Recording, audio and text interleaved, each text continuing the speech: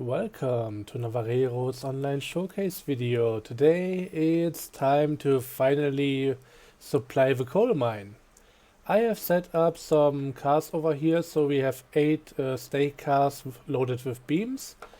There's also a bit further up ahead, somewhere around here shortly before the logging camp, 4 additional cars loaded with rails, and yeah, that's all the rails that I got from what we did last time.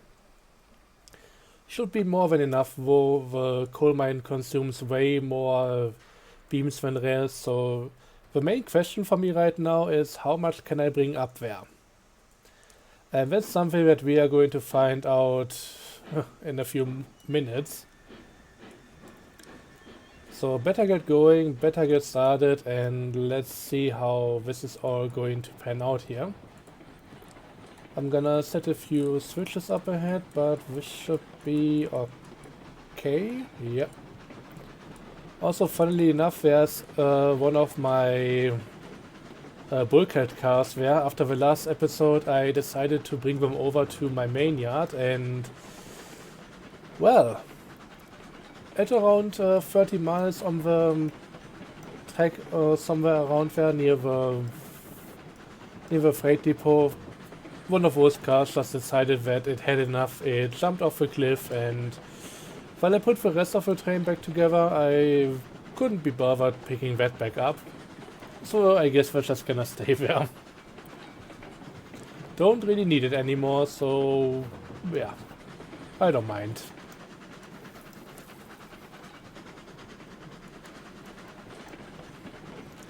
So let's try and bring this up to speed. I'm not entirely sure how much we can really carry up here. Right now it's only a 1% grade.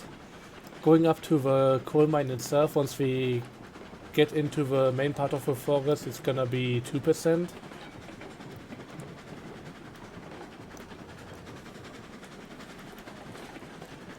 But I think there's a good likelihood that I may need to do 2 trips, so might have to park some of the cars at the bottom of the 2% grade and then bring the rest up, come back for those, and yeah, we're gonna have to see how that works out.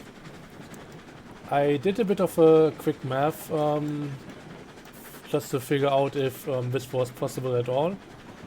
So I'm comparing this to my coal mine setup on the other save, and over there I have a 6% incline using 2 ruby basins and usually 8 stake cars of beams, just like this one over here.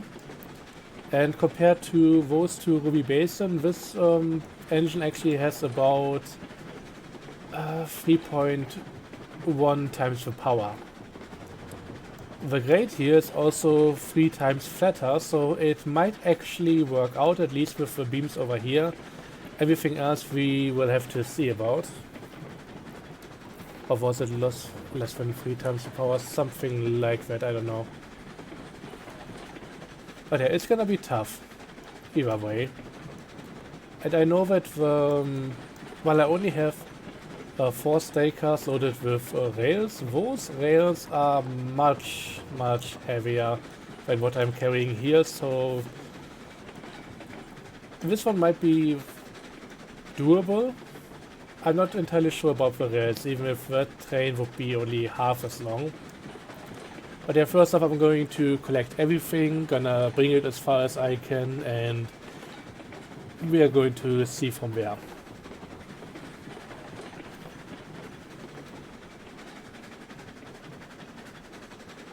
Also, it's interesting how seems to only happen at one point when you go through the other side, or just at the lower part of the bridge anyways. But I noticed that they very often just, when they go off a bridge, the tender starts shaking, so there might be something off with how it's connected. I've also seen something similar happen at some of the switches. So I think that might be the reason why I have those random derailments. Of course, I could just take out the bridge and that would be fine, but I mean, at this point, This might have been the last trip that we did down there, so no real reason to change anything. Let's see if we can spot the derailed bulkhead car on the side of a mountain there. It should be somewhere around here. Maybe even there. It's definitely somewhere in the snowy parts.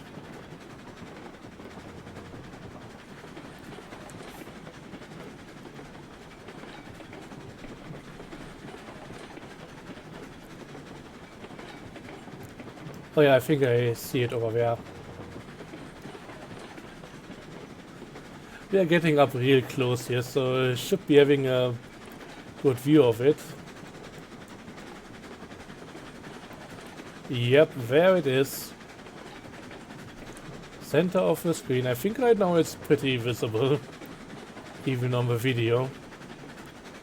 Yeah, I could of course just fly up there with my re-rail tool and bring it back to the other cars, but yeah, it's what it is right now. And to be clear, I actually use the re-rail tool to bring the cars loaded with rails over to their location. Otherwise I would have needed to bring the engine up there, and I just didn't want to do that. Trying to bring the bulkhead cars over to the main yard was already a bad idea. I ended up having one switch flip the wrong way. Ran into some of the shorter cars, those derailed, trying to re-rail them. I ended up picking up one from the neighboring sidings, and it got messier and messier, but I finally managed to sort it out. I didn't save for way too long at that point. I would have otherwise just loaded that save. That would have been better.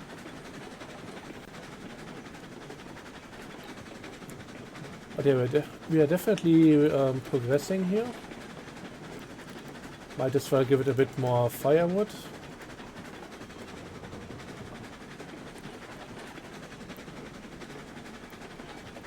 And still a bit of time ahead before we are going to actually see the other cars.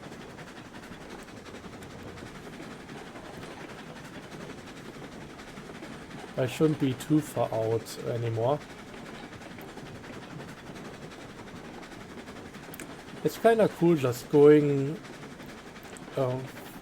along on the hill and just seeing how much the track from up above comes closer and closer. This area is kind of nice. I still wish we had the option to do something about the terrain so that I don't need to do all of those curves and everything. It could still be much better, but it works.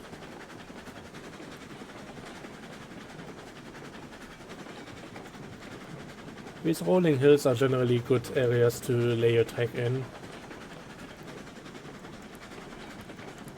So yeah, we are coming up on the other cars.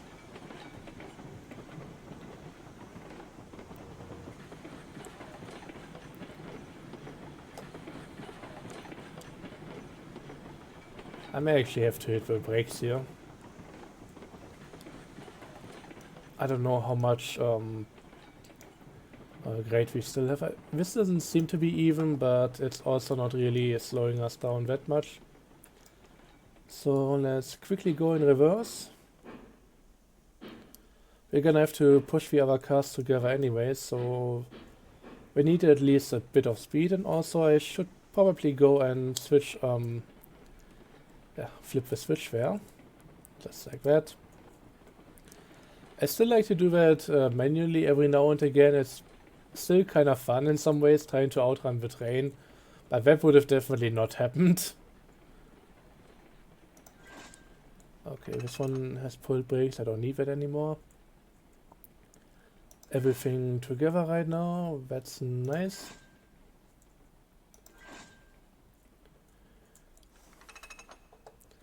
And yeah, of course, since I re-railed everything, I can now just walk through the entire thing.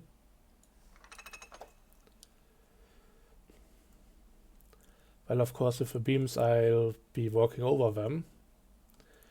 I found it always a bit weird that the hitbox would be going away from anything that you rerail, at least from the load on top of it.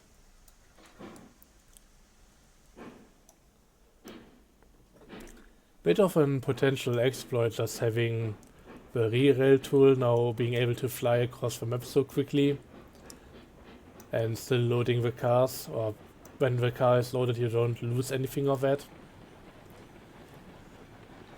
But I think it's fine.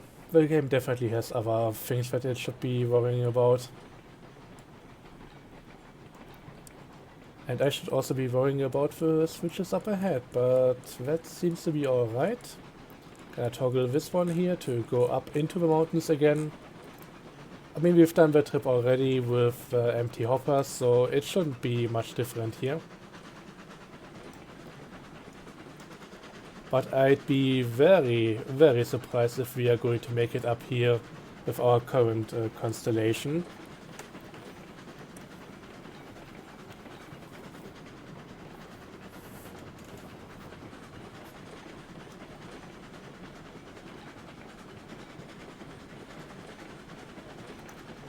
There's part of a bridge there. I was wondering for a moment because really this this mountain now has a track going around pretty much all of it. It wraps around for the most part with longer, shallower track, and then on the last bit it kinda just comes back down with a steeper one. So it's a bit weird when you look at it from an angle where you can't see any of the tracks. I mean, technically, okay, this is pretty much ground level, so there is a bit of area where it really doesn't wrap around, but for the most part, for most angles, there should be some track that you can see. Okay, this is the fastest that we are going to go today, unless something terrible happens.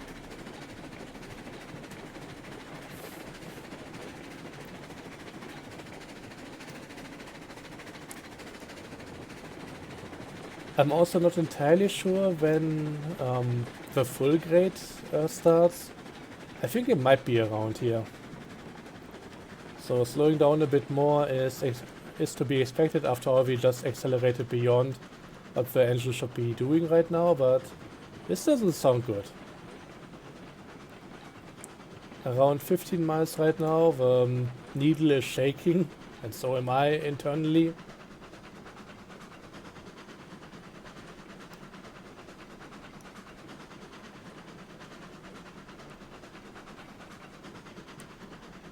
I mean, this thing is doing it right now, and I'm very surprised by that.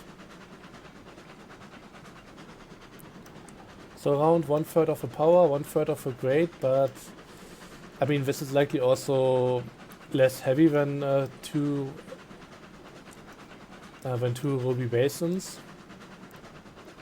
The thing though is with the Ruby Basins, I've never transported both the beams and the rails behind it. It was always only 8 beams, or 8 cars loaded with beams.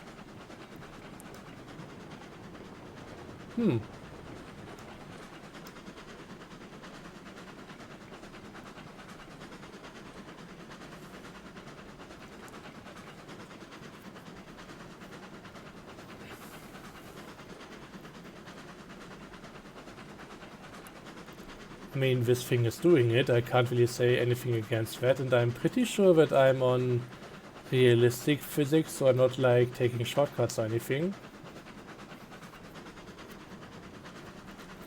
Certainly not the outcome that I expected, but it is an outcome nonetheless.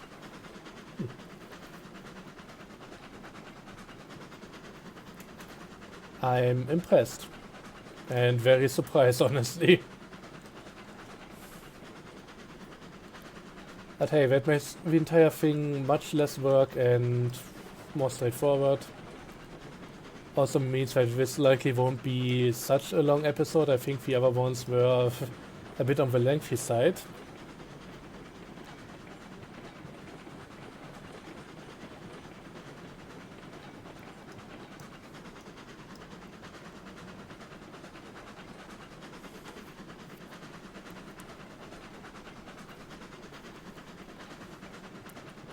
I mean, I did go with 2% grade, right? Okay, I'm tapping out now. Sorry, the sound is gonna be gone for a moment. I'm just checking it in, what's this called again? In Railroad Studio real quick. So if I go to layers, grade percent. Yeah, that's a constant 2% here.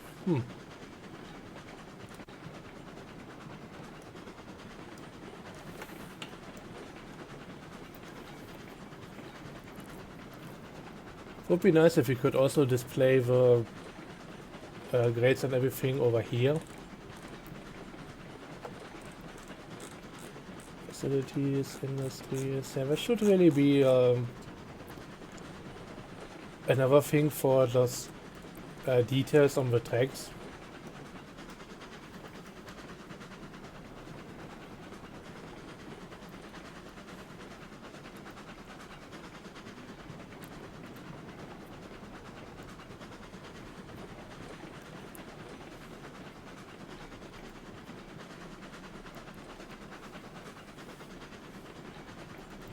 And I'm pretty sure that on the MIA playthrough my grade up to the coal mine is 6%. So I feel like that should translate to this not making it, but I don't know. I just punched a few numbers into the calculator, maybe I missed something.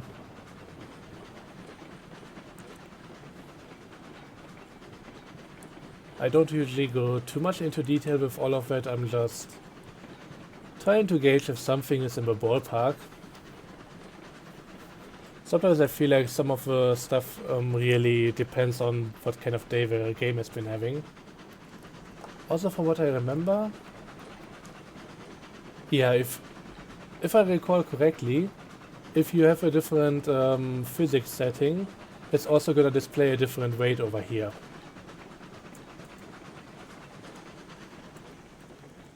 But yeah, we are finally back up at the coal mine over here. Gonna go onto the leftmost siding to unload.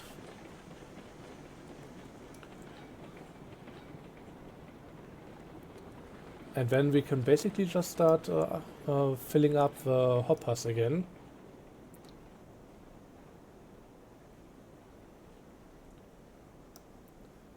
I kind of have to go a bit slower here.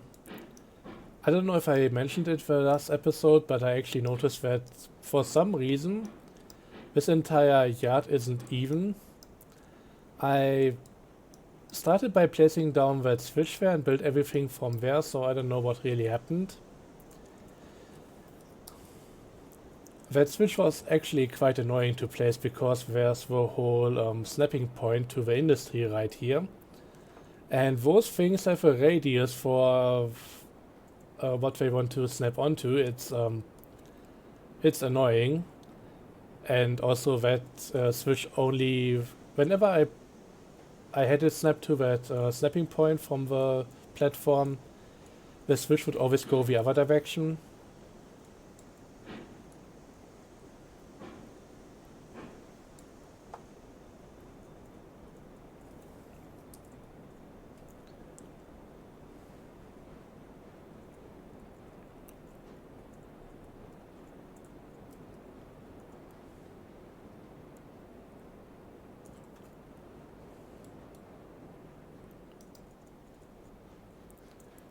Yeah, that's almost 20,000 pounds. I should be alright with capacity here. Yeah, that has capacity for 10 cars of beams. Whew.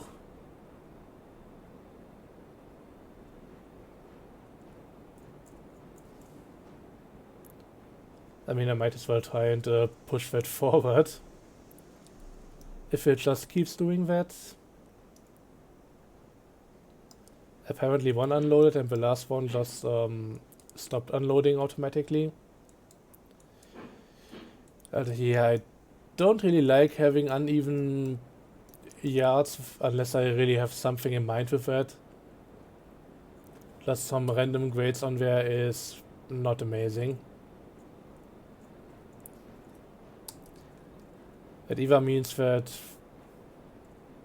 yeah, your train is going to suddenly accelerate, or in this case, as it seems to be going up a little, it's just gonna come to a halt way sooner than you want.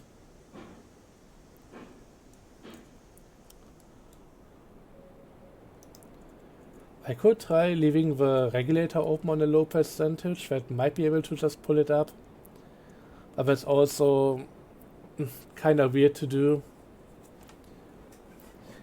because the more you unload, the easier it's gonna be to pull and the more it's gonna accelerate.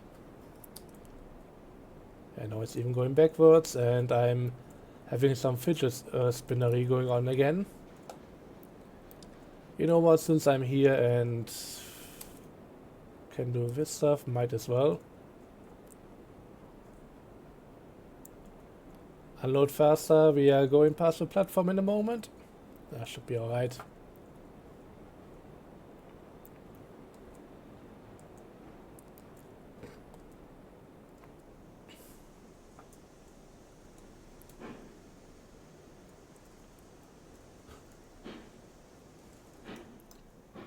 Everything is so overlapping in there I can barely get into the driving menu. Okay, let's see. Can I line this up from here so that I can unload both and just stop the entire thing? I think that might be working out.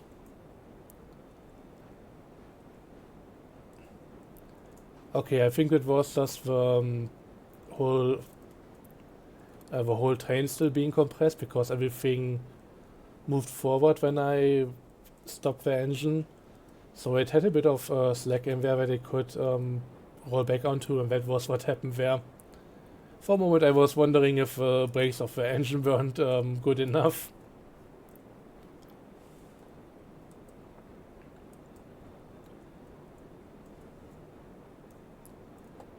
Okay, this is going to give us a good amount of coal, and honestly I didn't expect that we would actually be filling up the hoppers over here.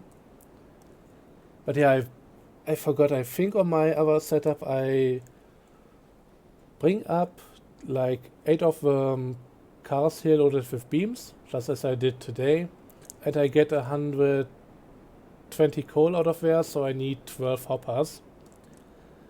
So theoretically, if I was up to it, I could do the trip down to the meat factory twice now.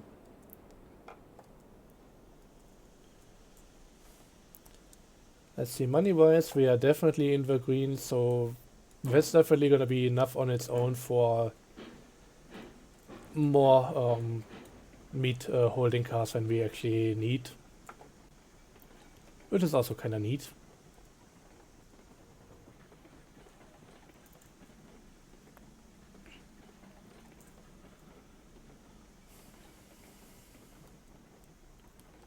Okay, I'm trying to pull this further enough or far enough onto this track so that it clears the switches. I hope that's possible. I think we are good. Also definitely want to pull at least one of the brakes here so that it doesn't just roll backwards. I mean, at this point, let them roll down the hill, who cares? Back into the valley the fast way.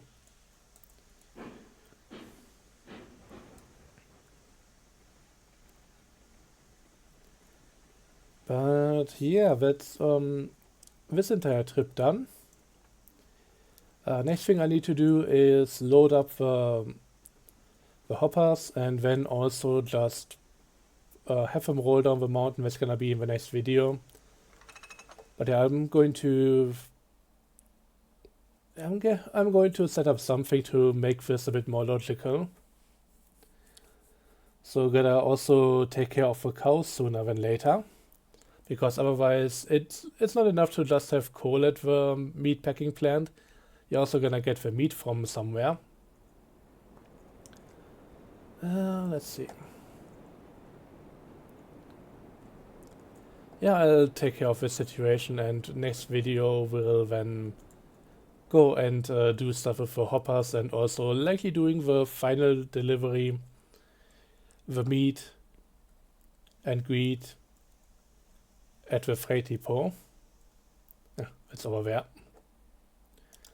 Anyways, that's gonna be it from me for this video. We are on the last leg of the journey, finally. So, also some weird artifacting. You should be able to see that in the video as well. It happens with some of the switches too, and also especially when you're just walking through the steakhouse, you just see a bit of residue on the sides there. I don't know. A bit of after effect. Anyways, yeah, that's gonna be it from my end. Thanks for watching, and see you guys next time. Have a good one, take care, and bye bye.